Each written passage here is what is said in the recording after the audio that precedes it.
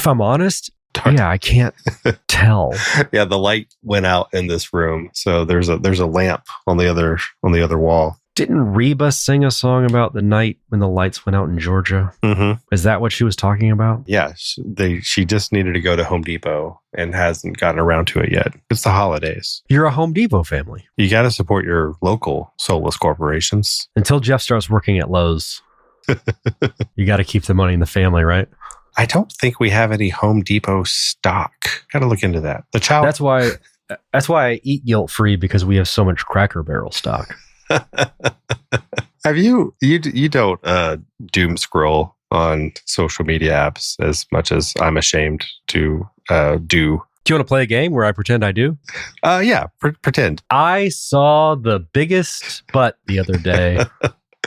Have you seen the guy that works at Cracker Barrel? And he's an older gentleman, and he's just telling people to go to Cracker Barrel, and I love him. He just kind of rambles. It really does look like at some point he heard maybe from a younger relative or something. It's like, oh yeah, like social media is really important to businesses. It's like, oh, okay, I'll get a TikTok. So now he gets on there and tells people to go to your local Cracker Barrel. They've got everything you need. And when you say local businesses, like, is he Cracker Barrel?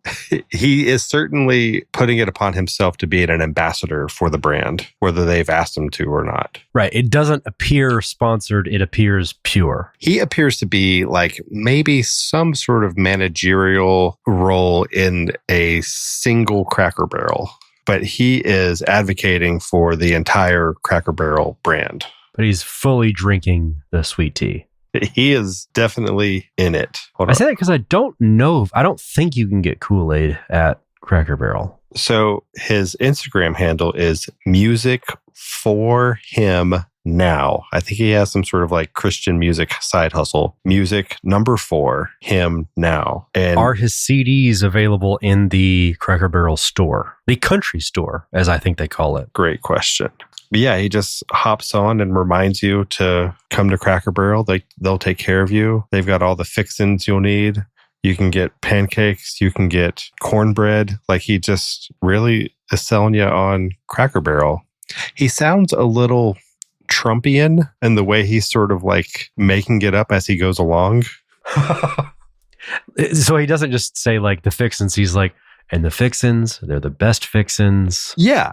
He like kind of gets continues to add these superlatives after naming them. Yeah, exactly. It does make me think, not to get too bogged out into the politics and stuff, but like Trump would you're just talking about the way he speaks, right? Well, I'm just talking about like that would be a job he would be pretty good at. Like, just kind of being this dumb old guy, like charmingly reminding you to eat some Cracker Barrel. It could be said that the ideal customer profile of Cracker Barrel needs reminding of things here and there. True. That's why they put all the stuff on the walls, just to remind you that they existed at one point. Remember washboards? Remember, I mean, like you're just a boomer. You had a washing machine, but washboards, you saw them like in cartoons and stuff. There's one on the wall. Oh, my mom used a washboard with... I'm not talking about Jeff's abs. Well, I mean, no, like not as an adult, right? So like at her as a kid. Oh, yeah. Which means that my grandma, who was a few generations into Cracker Barrel like profile, remembered it firsthand. And like an old brand signs, I guess. Oh, yeah. Old soaps. Yeah, and like sodas that don't exist anymore. And some sodas that you can get in the country store. Yeah, that's true. So anyway, this episode of the Home Alone Minute is sponsored by Cracker Barrel.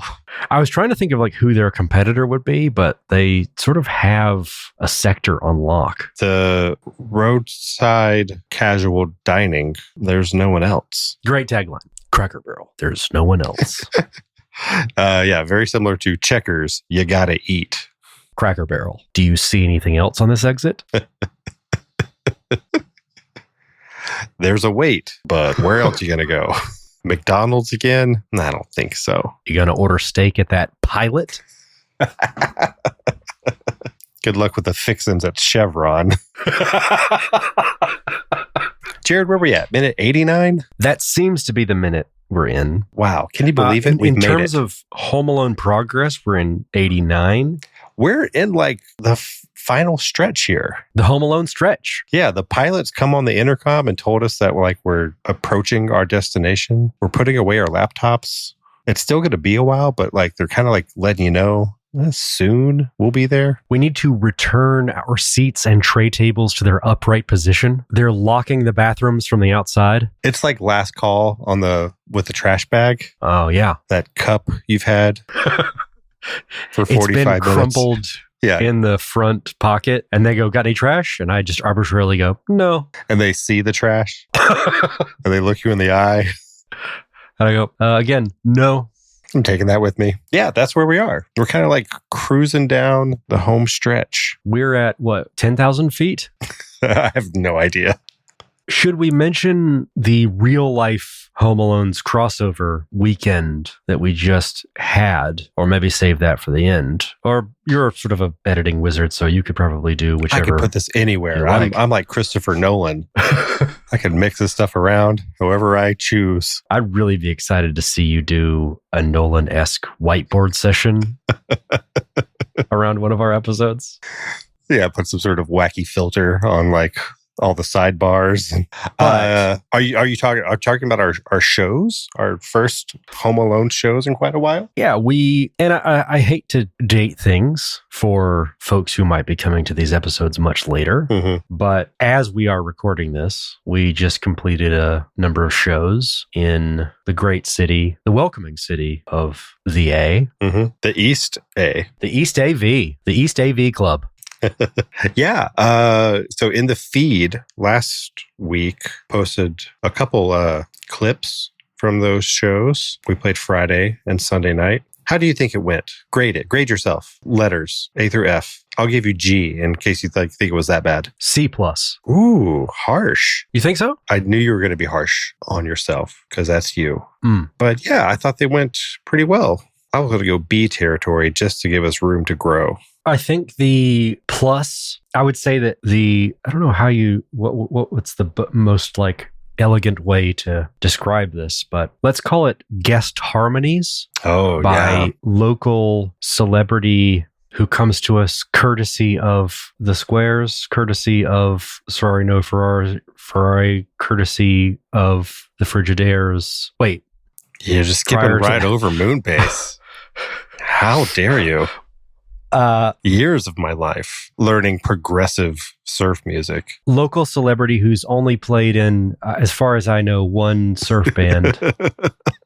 Chad Shivers. Sad Chad. I would say his guest harmonies were an A+.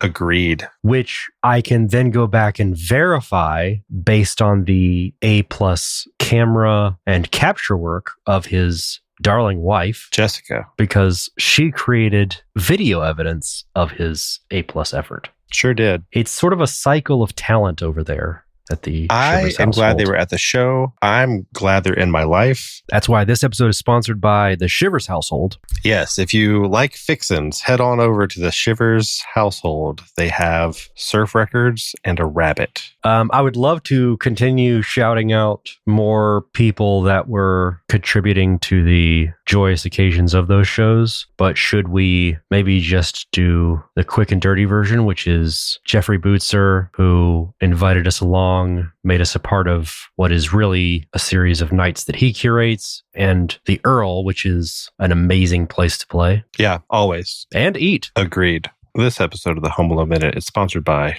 the Earl, the East Atlanta restaurant and lounge, where the monitors work and so do the hot wings. You know, when I think about those shows and I think about the Earl and how great a time was had by all, I want to quote Marv by saying, "Let's go back." What a great segue. My way of seeing if you're creative enough to put all that at the end somehow. Nolan finds a way. Let's go back. Let's go back to minute 89 of Home Alone. Sonny, pal, old buddy, can you sing me a song, a tale of 89? What happens in this minute? Jerod, I'll try to keep it succinct. Harry and Marv both start making their way across this rope towards the treehouse. Marv is more nervous than Harry. Kevin appears with a pair of hedge clippers. Harry and Marv start to head back. Kevin cuts the rope. The wet bandits swing into a brick wall and fall into the snow. And then Kevin descends from the treehouse. We have a classic Home Alone moving from back of the house to front of the house or vice versa moment. And the wet bandits give chase to Kevin as he makes his way to the front of the house. Did you say give chase? Yeah, they hand him a Chase credit card. Did you not notice that part? This episode of the Home Alone Minute is sponsored by Chase credit cards. Buy one. Chase Freedom. Accepted at all Cracker Barrels. Who made your wallet? Chase Freedom. Ooh, where'd you get that wallet? I really like the phrase to give chase. Did I use it and I like your incorrectly? usage. Did I use it poorly? No, I think you did. This is, I believe, a trauma response where when someone highlights something that you've done, some sort of behavior or activity, and they call attention to it, your trauma response is, oh, I must have done something wrong. But this is a safe podcast. Thank you. And I'm calling attention to something because I like it and you did it. It's a thing I like and you did a thing I like and you're a thing I like. So it just makes it all the better. Jerod, you're a thing that I like despite you having the trauma response as a person who has given chase to many small children running in your own yard. I give them so much chase. What are they rooting around there in your backyard? What do you got? Some vegetables? You got some auto parts? What's back there that's attracting all the children? It's very difficult to tell because it's all snowed over. There's like a brick outline showing that there should be some distinction between the areas, but it's just snow. Right. You have some of the neighborhood's best snow in your backyard, and the kids just want some. But you like a clean, flat, uniform blanket of white in your backyard with only the interruption of the line of brick when seen from overhead. So when they come clomping around, you give chase. And snow doesn't grow on trees. No, you got to wait for that stuff. It's a patience game. Mm-hmm. Else I would give less chase or fewer chase. Is this a less or a fewer? Would one give less chase or would one give fewer chases? You would just give follow. I would give escape. I give you escape. That sounds like LARPing. Which is what the children are doing while they're back there. I didn't want to bring it up. I didn't want to make a slightly more sympathetic situation than what it actually is. But I did tell them they could play back there and then immediately rescinded my offer. You didn't think that they would take the snow. It was a gesture. Come on back, guys. It's like saying, let's do lunch. You don't mean it. Didn't want you to actually take me up on this offer. Let's go for coffee sometime. Oh, yeah, we got to do that. It's like when you meet someone who has terrible children, you go, we've got to get a play date going. Oh, man. I've heard that so many times from so many different people, and I love it. But, man, I got all the friends I can handle, which isn't a brag. I just can't handle more socialization in my life. And those are the friends that you're going to pass down to your child, is what you're saying. Yeah. Her friends are set. She's got your kid. She's got Julie's kids. Shout out Julie. Very upset that I haven't shouted her out, even though it hasn't come up naturally in any sort of conversation on the podcast. Julie, we love you. We love all your children. We're good. We don't necessarily love their children because it's unfair how cute they are sometimes. I was just telling Grant the other day that he has picture frame children. That's a good compliment. And it's true. I saw this one photo of Ollie looking out of the window, just smiling. I was like, that looks like the background of Canva default. It's like, do you want to replace this with your ugly kid? You're like, no, I kind of like the template actually. It comes with your wallet. Yeah. I'm just going to keep this in there. He's got an infectious grin. He really does. So love him, I don't know, jealous, envious sort of hatred? Yeah, there might be some of that. Can't all be cute. Do you feel a little bit of pity for Marv here?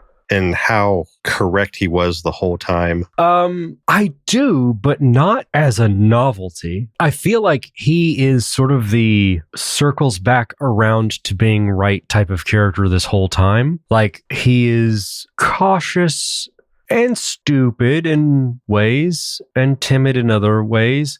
But if he were in charge, the sort of irony is so many things would have played out differently and they probably would have gotten away. Very true. And I agree that this is another example of that, but it feels more just like a continuation of the thread, which might be the question you were asking, and maybe I took it too literally. I mean specifically for this sequence, removed from the rest of the movie. In this moment, Marv has expressed a reluctance to go across the rope.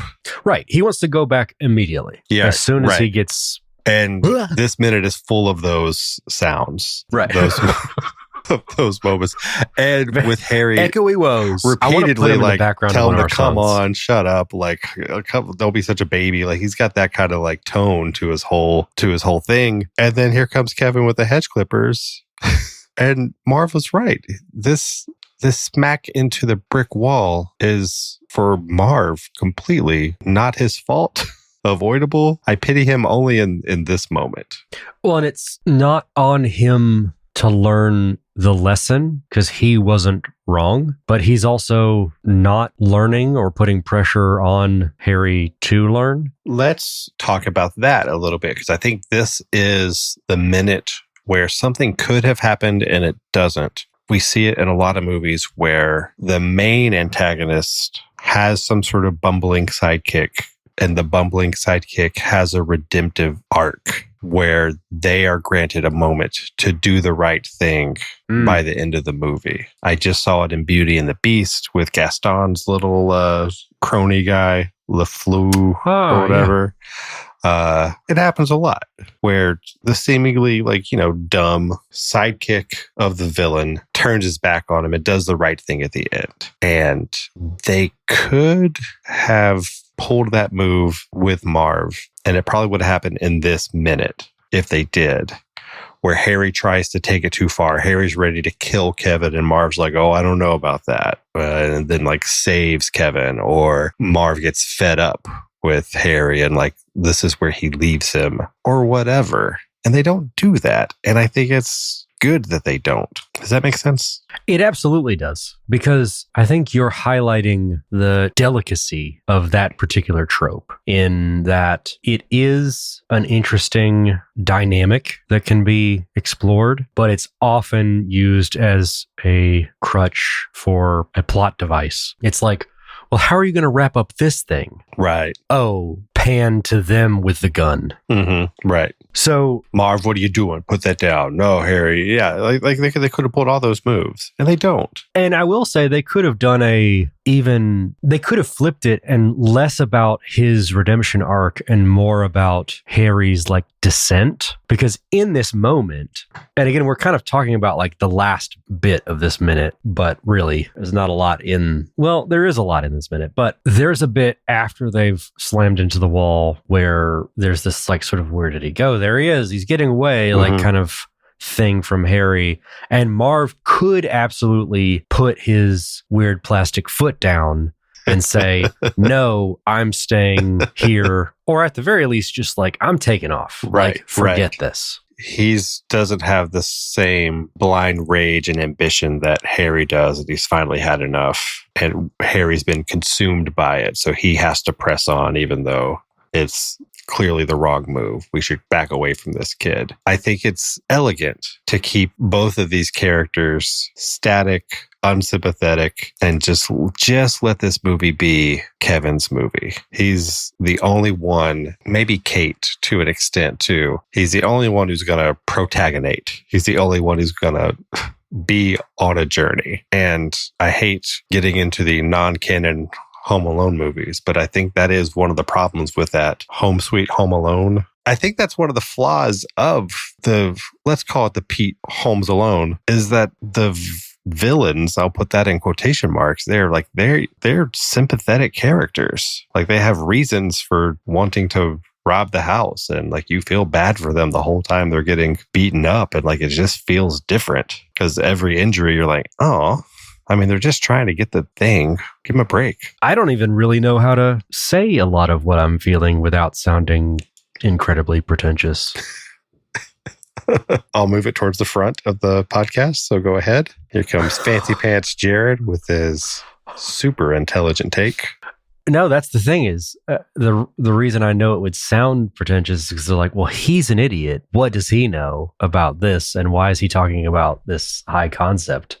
But like the problem you're talking about with newer Home Alone films and newer films in general is, I believe, the problem of forgetting where you came from, which is what is the story you're trying to tell, and you trying to tell too many stories. Yes. Because the story is supposed to be sort of this projection, these allegories, these metaphors, the things that you're supposed to take. You're following a person, maybe persons, but really it's a person in their relationship to the world, a person in their relationship to another person. And you're, again, this sort of projection of that, as opposed to you doing this like slice of life, follow everyone's story. It's great to know the rules so that you can break them, so that when you have everybody learn a lesson, that's an interesting way to kind of break the rules of story. But I don't think that's why there are sympathetic bad guys in New Home Alone. I don't think they're trying to subvert the idea of the Joseph Campbell hero's journey story. They're swinging for something, and they forgot that what makes this movie so special is Kevin's point of view, and sticking to that with, the few exceptions of when we cut to Kate. But even when we're just seeing scenes with Harry and Marv, we're seeing them as Kevin's antagonists. It's why I get so annoyed when I hop on Reddit and people, especially around this time of year, are complaining about how mean Kevin's family is to him. It's like, yeah, that's how he sees them. And it's his movie. We're not going to spend 20 minutes learning about the boy that Lenny has a crush on at school and what Jeff wants for Christmas. And what, like, the problems that Megan's having with her cousins. Like, it's just not the movie that we're telling. We're watching Kevin's movie, and his family is being a jerk to him. That's how he feels about it. So that's what we see. And to stay so focused on that in this moment where the easy thing to do would to be have this Marv character like go, I don't know about this. Like, I want a little growth too here at this moment. And they don't do it, which I think is elegant. Which is the perfect balance to strike with the comic visual that is this George of the Jungle scene.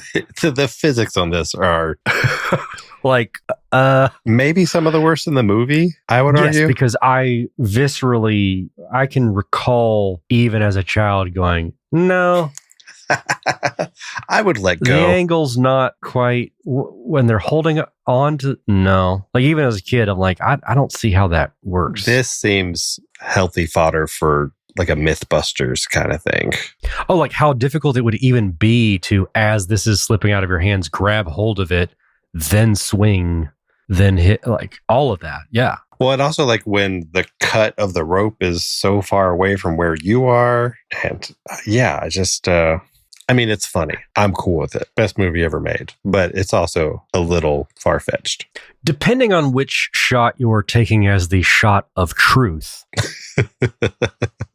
The SOT. They're potentially not that far from the house. They start to head back, and then they do make some progress back. But even that is based off of which shot you're considering how far out they already were. So it's like you have a few different angles. And I know when you're playing with those angles, you can kind of fudge them a little bit, but this is very hard to fudge, I think. They were cutting between shots where they were very clearly significantly different distances from the house. Here's my question to change the subject only slightly. How far would you say it is from the window to the treehouse? 20 feet, 30 feet, more? More. 40? Not my full question. So I'll let you ponder that. Oh, okay. It's more than 30 feet. Let's say that. Yeah. You've got this rope, pretty thick rope. Do you think you would make it window to treehouse? Like just nothing but your arms to move you? Not as quickly as they did. And they're beat up. but they seem to still be huffing it. Adrenaline's a heck of a drug. That is true. I don't even know if I could do it. There's fudgeability here because depending on your arm strength and ability to like hold on and hang here and there, you don't have to let as much go or even as much swing or move as you would on like monkey bars or something. So you can really kind of just inch along without having to do too much weight on a single limb for very long. Yeah, I don't know if I'm making it too far. And I don't have a 3rd-degree burn on the palm of my hand. But they're wearing gloves. Yeah. Which helps with like tenacity and grip and all that. Yeah. Where Marv is scared of the height, I would just go, I don't have the arm strength, Harry. I'm not making it. Is that not the implication? He's like, because I mean, why would you be worried about the height if you thought you'd make it across? I guess. Is this a moment where I'm not understanding a human fear? You can tell me. Harry's fear seems more accident-based of this is really high up. If something happens, I'll fall a great distance and hurt myself.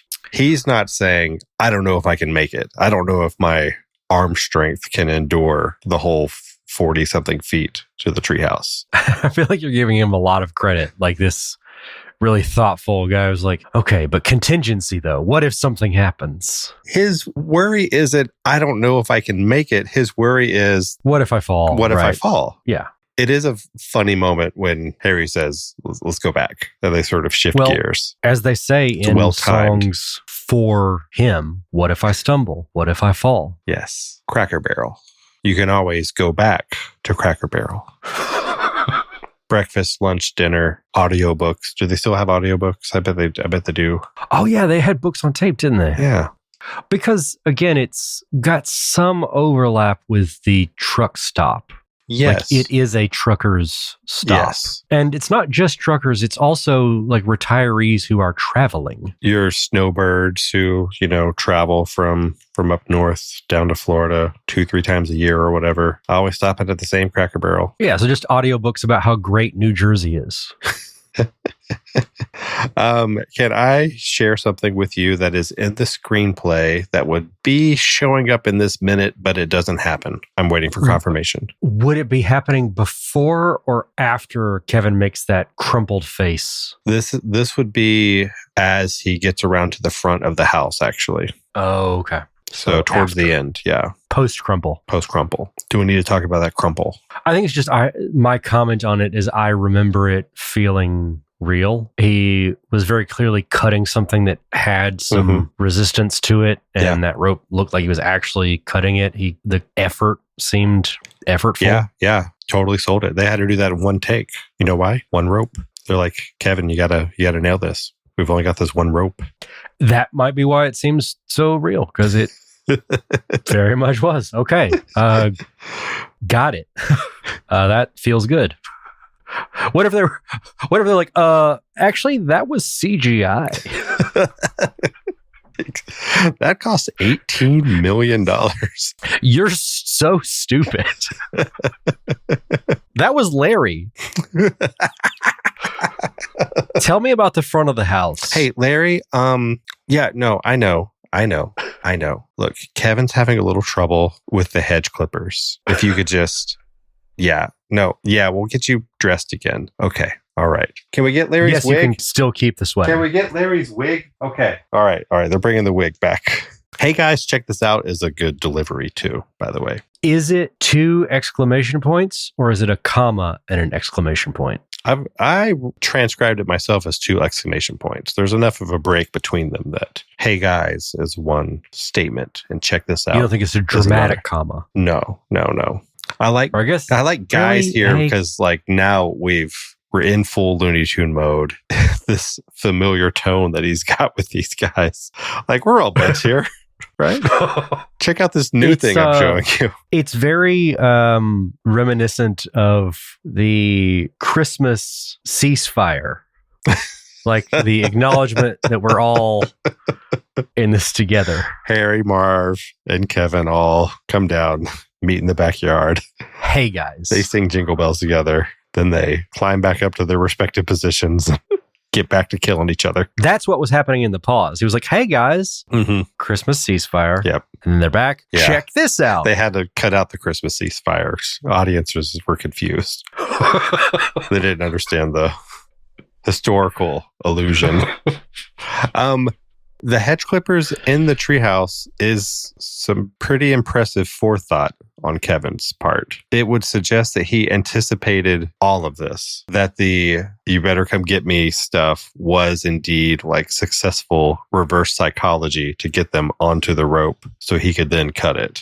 I think it's more just that like there are more possible outcomes that involve them on the rope somehow. Because whether they're doing the climb there or whether they're trying to imitate his speed run zip line, even if they quickly attempt to zip line over, he can cut while they're mid zip. And I think he's like, well, they either do that or I finagle a way for them to climb. Yeah, in my mind, it's more just like 75% of the outcomes involve them on the rope. 25% of them come down through the house, and that gives me time enough to get down and go across the street anyway. But tell me about the front of the house.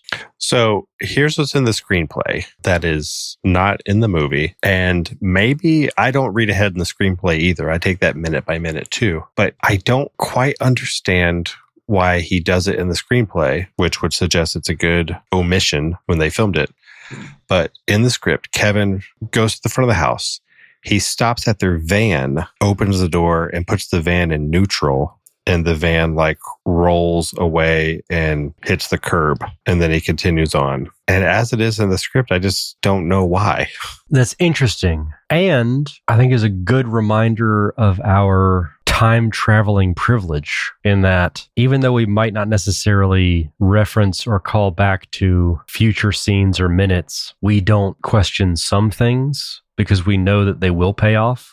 Whereas you don't know if that will pay off because you haven't read that minute yet. Remind me to circle back because as it reads right now, like he just puts the van in neutral, it rolls to the curb, and it reads like it's like he's solved some problem. I'll ask because I don't actually know. Do you read the screenplay every minute? Have you read all of the screenplay up until this minute?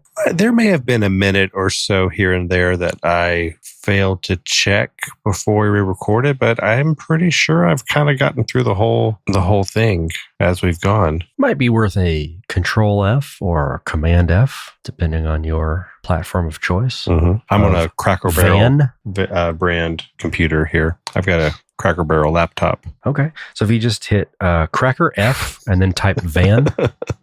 Yeah, I will. But I am curious to see if that pays off because it could just be like another string of pearls in New York type of thing where it's just like something to put further out of the way and maybe distract them also. Maybe he's worried they will get weapons or something out of the van that they don't already have. I just don't know. We'll never know. We might. I like that attitude. I'll hold out hope. DVD commentary on this minute? Nothing of substance. Anything in the very Gmail that we need to get to? Not that I've seen. Guys, you can email us at literally anything at verygmail.com. And maybe you are, and Jerod just isn't checking, but I believe him. Every time we do a quality check on that, though, it really swiftly comes through. I get curious. I'm like, hey, does this still work? And you'll write back, yeah. I know how to do stuff like this. You can quote Marv and send us something at whoa, whoa, whoa, whoa, whoa, whoa, whoa, whoa, whoa, whoa, whoa, whoa, at verygmail.com. Email us at armstrength@verygmail.com and tell us if you would have made it across this rope. Send us videos of you crossing a rope, dead weight below you, just dangling there. And whoever goes the farthest on a rope gets a $10 gift card to Cracker Barrel. Send those submissions to shutitmarv@verygmail.com.